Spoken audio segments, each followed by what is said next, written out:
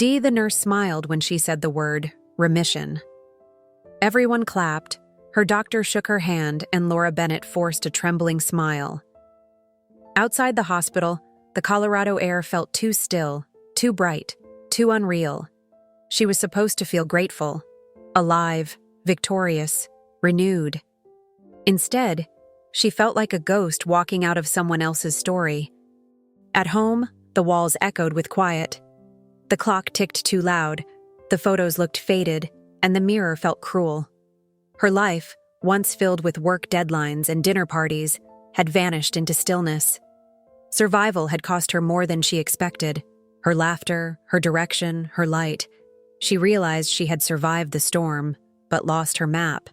That night, she sat at her kitchen table, the diagnosis papers beside an untouched cup of tea. The world outside slept, but her mind wandered restlessly through memories. She whispered to herself, "Now what?" And silence answered back. Her body was healed, but her heart was still in treatment. Somewhere deep inside, she longed for movement, for something to begin again. The next morning, she opened a dusty drawer and found an old road map. The corners were torn, the ink faded, but it made her heart beat faster. She traced a red line from Denver to the California coast. It looked like a promise, one she didn't remember making. A soft smile appeared. Maybe this was the direction she needed.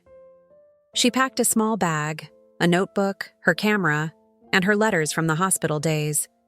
They were unread, folded and sealed. Pieces of pain she wasn't ready to face.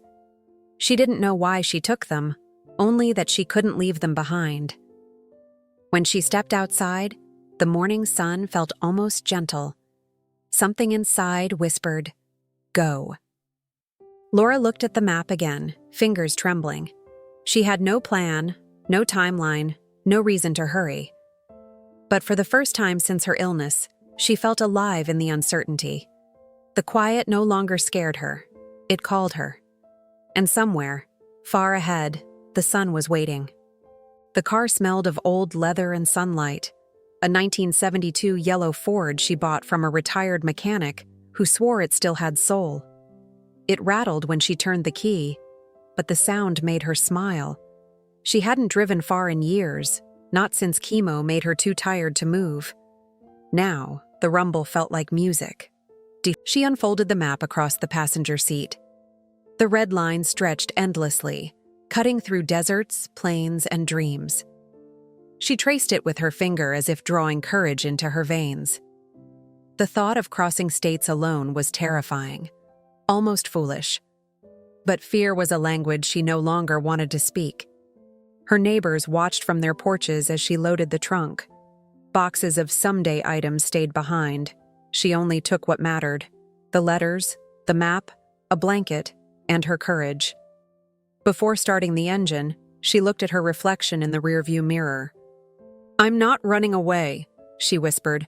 "I'm driving toward myself." The road out of Denver rolled beneath her like an invitation. Billboards and mountains gave way to open sky and wind.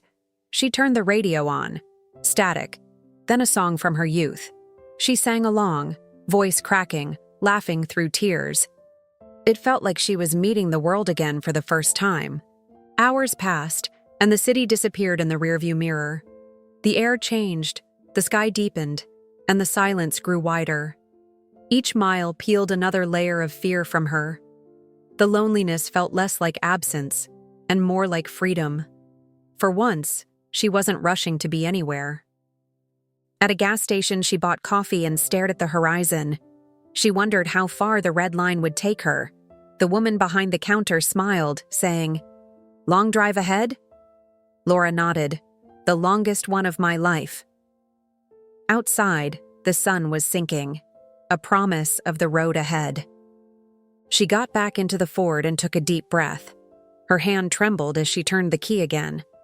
As the car hummed to life, something inside her did too. In the rearview mirror, Denver became a blur of memories. "Goodbye," she said softly. "Goodbye, old life." The open road stretched forever, silver and silent. Wind pushed against the car, whispering through cracked windows. The hum of tires was the only heartbeat she heard. With no one beside her, thoughts grew louder, heavier. The loneliness settled like dust in her lungs. She tried to distract herself with music, but every song hurt. Lyrics about love, time, loss, they felt too close. She turned off the radio and drove in silence. The desert ahead looked endless, like a mirror of her emptiness. "Was I meant to survive for this?" she muttered. Dark clouds gathered suddenly over the highway. Rain came hard, fierce, slamming against the windshield. Lightning flashed, the sky roaring its warnings. Her hands shook as she gripped the wheel, eyes straining to see. Fear crept back, sharp and cold as the rain. The storm grew violent, the car swayed in the wind. She pulled over beneath an overpass, heart pounding. For a moment she considered turning back, giving up the trip entirely. But then she remembered the hospital's fluorescent lights, the beeping machines. If she could survive that storm, she could survive this one too. She sat still, breathing deeply, counting seconds between thunder. Slowly, her heartbeat calmed. Her pulse found rhythm again. The rain softened. The sky cracked open to a thin ray of gold. She stepped outside, letting the cold drops touch her skin. It felt like baptism, the road's way of welcoming her. When the storm finally passed, everything smelled of earth and promise. She climbed back into the car, soaked and smiling. Her fear hadn't vanished. It had transformed into strength. She drove on through puddles that reflected the clearing sky. The sun returned, pale but persistent. As dusk fell, a road sign appeared. Silver Creek, 3 miles. A small town, a place to rest. She didn't know why, but the name made her heart stir. Maybe it was time to stop running from quiet places. Maybe one of them would teach her how to breathe again. Silver Creek was the kind of town postcards forgot. Wooden houses with peeling paint, flower boxes, and soft light. She found a small cafe on the corner, Daisy's Diner. Inside, it smelled like cinnamon and stories. A gray-haired couple smiled at her as if they'd been waiting. "Traveling through?" the woman asked, pouring coffee. Laura nodded, her voice barely more than a whisper. The man behind the counter laughed kindly. "Then you'll need pie." She hadn't eaten pie in years, not since before the diagnosis. The first bite made her eyes close, warmth spreading through her chest. They talked for hours, trading pieces of their lives. The couple told her they'd lost their son years ago and rebuilt the diner in his memory. "We wake up every day and start over," the woman said softly. Laura felt tears press against her eyes, but didn't look away. Somehow, their strength made hers return. As she left, the woman handed her a small white flower. "Take it," she said. "You'll need this when you reach the desert." Laura smiled, uncertain what it meant, but touched nonetheless. The flower smelled faintly of lemon and hope. She tucked it into her notebook and whispered, "Thank you." Back in the car, the town lights faded in the mirror. She realized she hadn't felt this kind of peace in years. It wasn't grand or dramatic, just quiet, human connection. It reminded her that healing often comes disguised as kindness. The road suddenly didn't feel so empty. She drove through the night, headlights cutting through soft darkness. The white flower glowed faintly in the dashboard light. For the first time, she hummed along with the music without sadness. She wasn't sure where the next stop would be, but she knew this. She was no longer just surviving. When dawn began to rise, she saw the outline of endless sand ahead. The desert was waiting, vast, golden, and silent. It looked both terrifying and beautiful. She felt the weight of the flower in her notebook and drove toward the unknown. The air shimmered with heat as she entered Arizona's desert. The landscape was endless, red dust, scattered rocks, and sky. The radio lost its signal hours ago, leaving her alone with the hum of the car. Sweat clung to her neck, her hands dry on the wheel. It felt like driving through another planet. Memories crept in like ghosts. The smell of antiseptic, the cold floors of the hospital, the sound of her own breathing during nights she thought she'd never see morning. She gripped the steering wheel tighter, eyes stinging with tears. The desert seemed to echo her silence.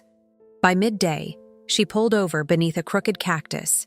The engine ticked as it cooled, and the world went still. She stepped out, feeling the dry wind burn her cheeks. The emptiness pressed against her, vast, merciless, honest. It was here, she thought, where truth has nowhere to hide. The memories grew heavier, her hair falling in handfuls, the pitying looks, the quiet prayers. She shouted suddenly, a raw sound that startled even herself.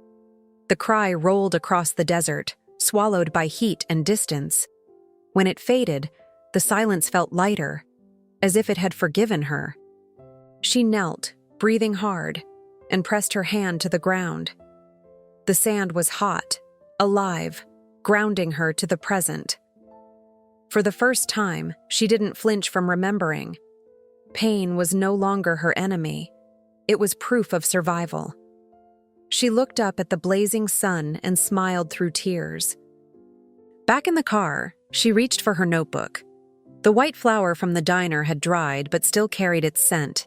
She placed it beside her letters and whispered, "I'm not done yet." The road shimmered ahead, wavering like a dream. Somewhere out there, something was calling her forward.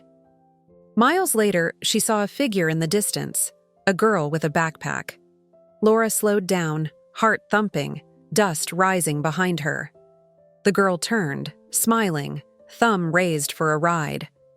Laura hesitated only a second before opening the door. The road, it seemed, was sending her company. The girl introduced herself as Emma, 22, wild-eyed and fearless. Her backpack was torn, her sneakers coated in dust, and her laughter free. "Where you headed?" Laura asked. "Anywhere," Emma said with a grin. The word felt like freedom, something Laura had forgotten the taste of. She smiled. "Then we're going the same way." They drove for hours beneath a blazing sky. Emma talked about chasing sunsets and living without plans. She spoke of art, dreams, and the courage to start over every morning. Laura listened, quietly comparing Emma's words to her own lost years. It felt like listening to her younger self through another voice. At a small rest stop, they shared sandwiches in silence. Emma hummed softly while sketching the desert horizon. "You're brave," Laura said. "You too," Emma replied without hesitation. It caught Laura off guard. She hadn't thought of herself that way in years. The desert wind carried the scent of dry earth and possibility. That night, they camped under a blanket of stars. Laura lay awake, staring at the infinite sky. The stars reminded her of hospital ceiling lights, but these didn't hurt. Emma whispered, "You think life gives second chances?" Laura smiled faintly. "I think it keeps giving them until we take one." In the morning, Laura woke to find Emma gone. On the passenger seat lay a folded note and a small stone painted gold. The note read, "Keep going. The sun's still waiting." Laura pressed the stone in her palm. Warm, grounding. She didn't cry. She just breathed deeply, steady and strong. The car felt empty again, but not lonely. It was as if Emma had left a spark of her spirit behind. Laura turned the key, the engine rumbling like a heartbeat. She whispered, "Thank you, whoever you were." The horizon blazed ahead, brighter than before. By midday, she saw a sign for a small roadside hospital. Her hands tightened on the wheel. The word hospital still carried weight, but something inside told her to stop. She parked, heart racing, and stepped inside. The next chapter of her healing had found her. The hospital was small, more like a community clinic than a real one. Children's drawings lined the walls, and the scent of disinfectant filled the air. Laura walked slowly, every sound echoing memories she thought she'd buried.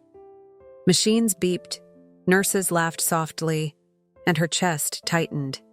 It was like walking back into her own past. She met a nurse who reminded her of the one who once held her hand.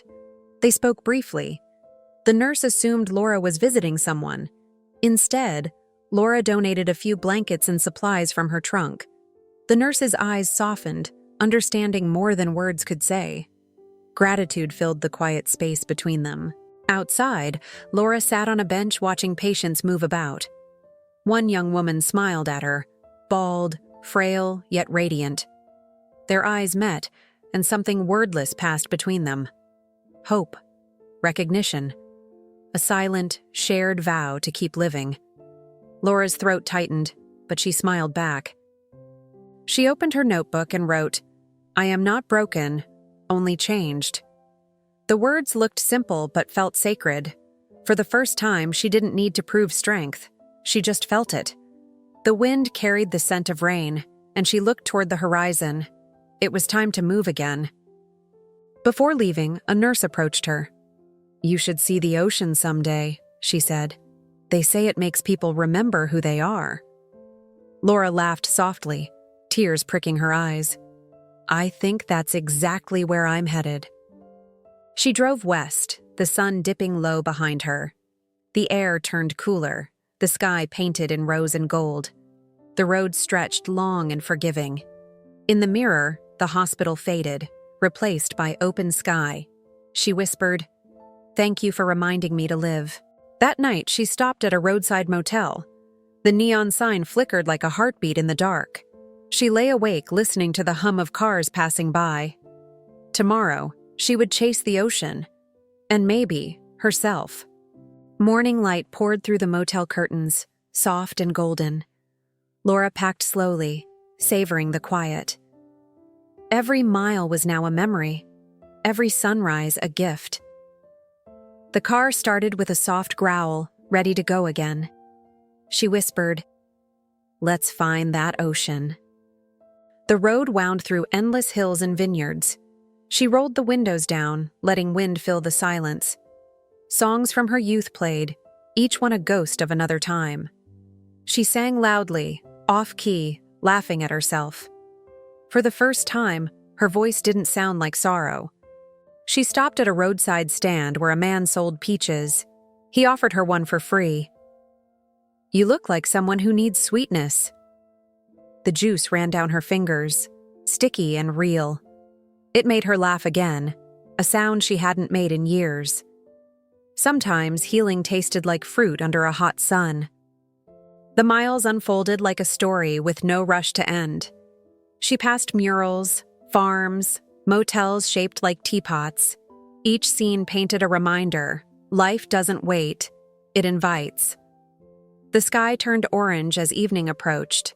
She whispered, "I'm almost there. I can feel it."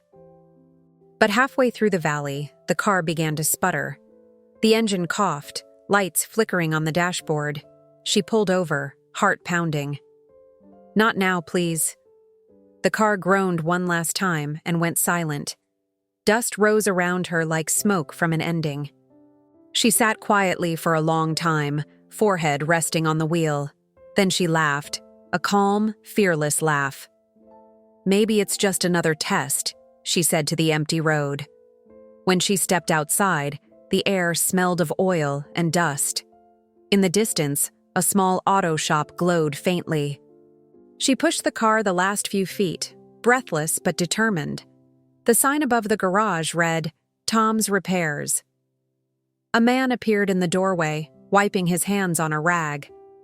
"Rough day?" he asked with a gentle smile. Laura exhaled. The road, it seemed, had sent another angel. Tom was tall, kind-eyed, with grease on his hands and warmth in his voice. He looked at the Ford with affection, like greeting an old friend. "Not many people keep these running," he said, lifting the hood. Laura shrugged. "It keeps me moving." "Maybe that's reason enough," he replied. They talked while he worked, the sound of tools blending with laughter. Tom told her he'd lost his wife years ago and rebuilt this shop to stay sane. His story mirrored her own. Loss turned into purpose. There was comfort in his calm, steady presence. For once, she didn't feel like she had to hide her scars. When the car started again, Tom refused payment. "Just promise you'll see the ocean," he said, smiling softly. Laura hesitated. "Would you want to see it too?" He looked surprised, then nodded slowly. "Yeah, maybe it's time I saw it again." They drove together, the road stretching in golden silence. He played old songs on the radio, tapping the steering wheel. Laura laughed more than she had in years. There was no need for confessions, just shared quiet, the kind that feels like home.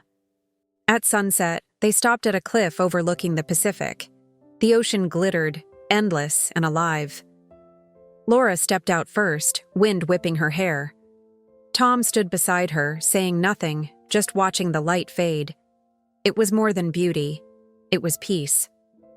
He turned to her, eyes soft. "You did it," he said. "No," she smiled. "We did." For a long moment, neither moved. The world felt still, complete. Then Tom whispered, "I think my wife would have liked you." That night, they shared dinner at a seaside cafe.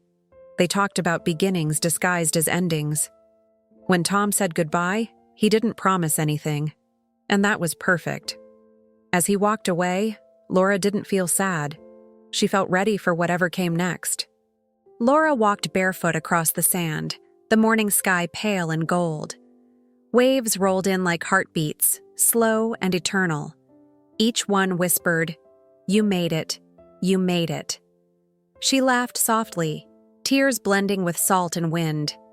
The ocean had waited, patient and kind. She sat near the water's edge, letting waves touch her toes. The chill bit her skin but warmed her spirit. In her notebook, she wrote, "The road led me here, but healing led me home." Seagulls cried above as the sun climbed higher. Every sound felt sacred, like a prayer. She thought of the people she'd met, Emma, the nurse, Tom, each one a mirror, showing her pieces of herself. Every stranger had left light behind. She realized she wasn't rebuilding her life, she was discovering it. The ocean glimmered as if nodding in agreement. Later, she closed her eyes and listened to the rhythm of the tide. In that rhythm, she heard her own heartbeat again. Not the anxious one from the hospital. This was different. Steady, peaceful, whole. She whispered, "Thank you for not letting me give up." When Tom's truck appeared on the distant road, she smiled. He waved once, then drove away. No words needed. Their stories had crossed perfectly, just once, like stars. Some meetings, she thought, exist only to remind us of grace. She turned back to the sea, whispering her silent goodbye. The wind picked up, carrying her hair and laughter. She felt no emptiness, only freedom. She had traveled through storms, deserts, and memories, and found peace. The sun shimmered across the horizon like a golden path. For the first time, she knew where to go next. As the tide kissed her feet one last time, she closed her eyes. "Home," she said softly, not meaning a place, but a feeling. The road behind her was long, but every mile mattered. She looked toward the cliffs and smiled. The sun had finally found her, and she was ready to shine. The car smelled faintly of salt and sunlight. Laura sat behind the wheel, the ocean glittering beyond the windshield. Her hands trembled as she reached for the glove compartment. Inside were the letters she'd written during chemo, untouched until now. They'd traveled every mile with her, heavy as ghosts. She spread them across the passenger seat. Each envelope bore shaky handwriting, each word a memory. She opened the first. "To the woman I hope to become."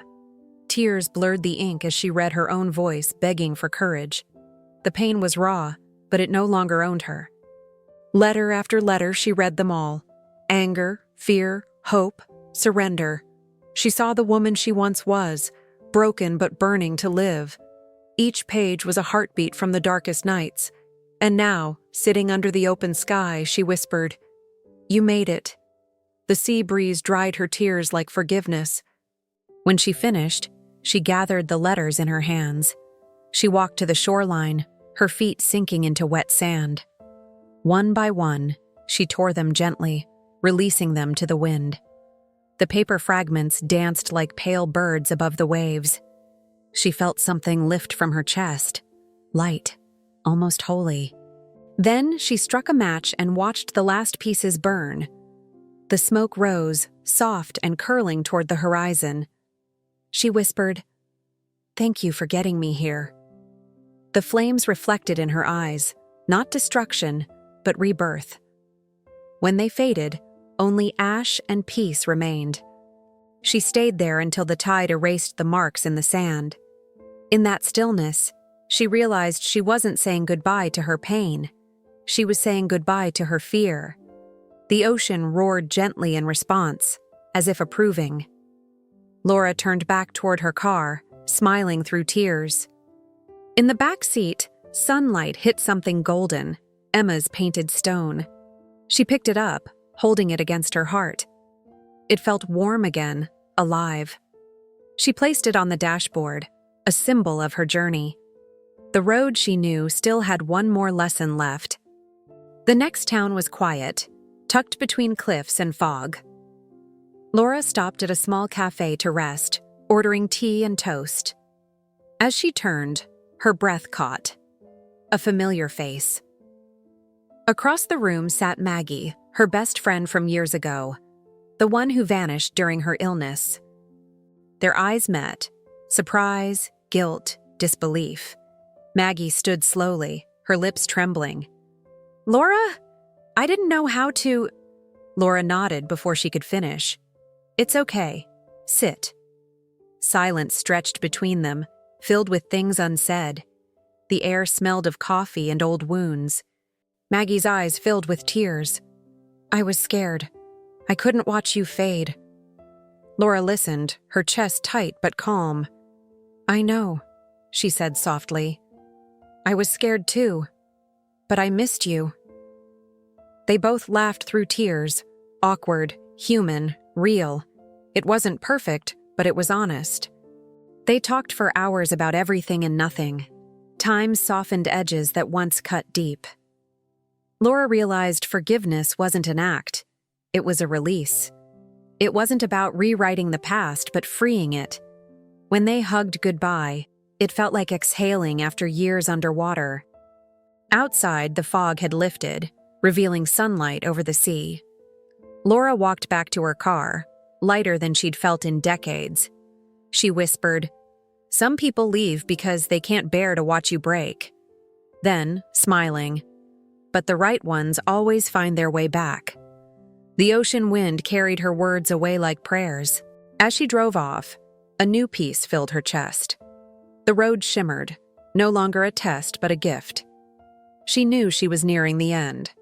Not of the trip, but of the searching. There was one more thing to do before she could truly go home. The letter she had yet to write. Laura parked on a quiet cliff overlooking the Pacific. The sun was dipping low, turning the sky into molten gold. She opened her notebook, hands steady this time. On the first page, she wrote the words she'd always needed to say. "Dear me."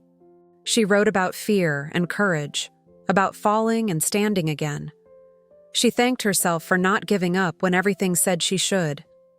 She forgave the body that once betrayed her and the heart that hid too long. She wrote until tears blurred her handwriting. And when she finished, she smiled. "This isn't a goodbye," she whispered. "It's a beginning." She folded the letter and placed it under Emma's golden stone. The ocean shimmered as if listening. The wind brushed her face like a hand of blessing.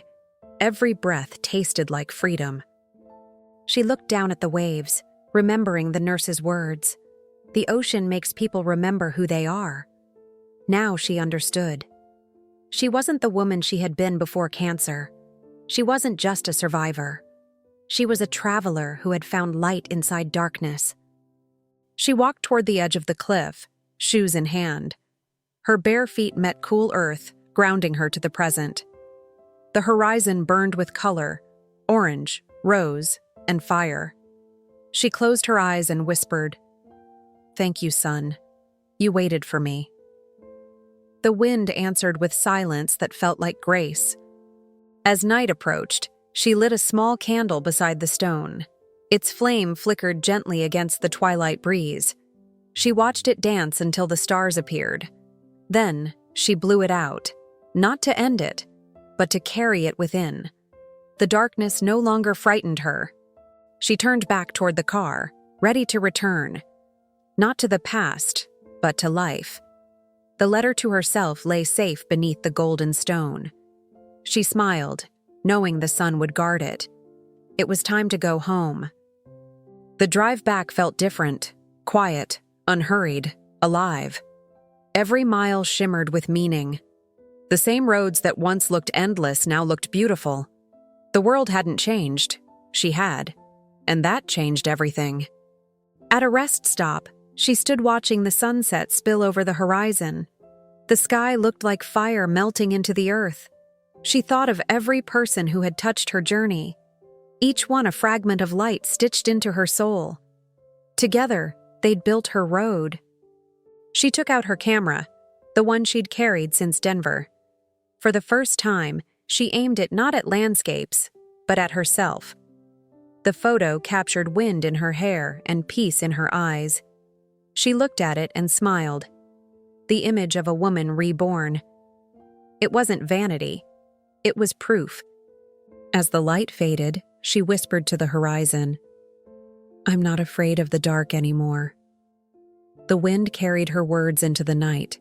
She thought of the woman who'd once asked, "Now what?" Now she knew the answer. She drove on as the first stars appeared. Music played softly, the same song from the beginning. But this time it didn't ache. It glowed. Each note felt like a heartbeat syncing with the world. She sang along, her voice steady, strong, alive. Default text? When she finally reached Denver, the streets felt smaller, kinder. Her house, once silent, now seemed to breathe. She placed the golden stone on her windowsill. The morning sun hit it perfectly, scattering light across the room. Laura whispered, "Welcome home." That night, she wrote 3 words in her notebook. "I am here." Not surviving, not running, living. The moonlight touched her face like a soft promise, and she slept with the peace she had searched for all along. Weeks later, a small community center filled with women gathered in quiet. Laura stood at the front, hands slightly trembling but eyes bright. Behind her was a photo of the yellow Ford, and beneath it, a quote, "The path to the sun begins when you decide to walk." She looked at the faces before her. Fear, hope, uncertainty. "I don't have all the answers," she began softly. "But I learned that courage doesn't come from being fearless. It comes from moving forward, even when you're still scared." Her voice cracked, but she kept going. Tears glistened in the crowd like mirrors.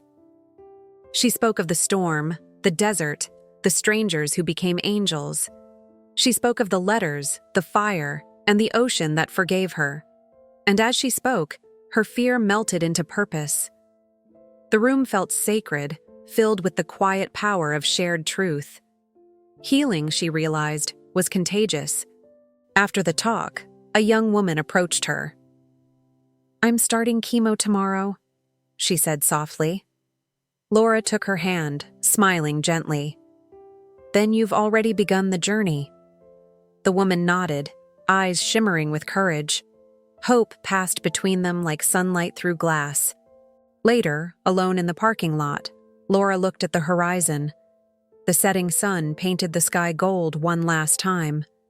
She thought of Emma, Tom, Maggie, all pieces of her story. The world glowed with meaning again. She whispered, "I found the sun, and it was inside me all along." She stood there, letting the light warm her face. No music, no applause, just the sound of the wind. Every breath was a prayer of gratitude. She had walked through darkness and turned it into dawn. Her journey was complete, and forever beginning. As the screen fades, her voice lingers in the dark. Wherever you are, keep walking. The sun is waiting.